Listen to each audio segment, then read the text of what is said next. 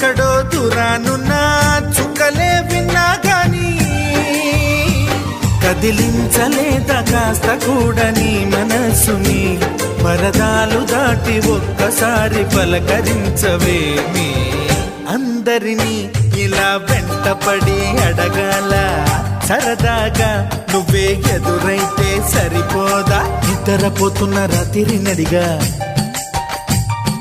గుటికి చేరిన గువ్వల నడిగా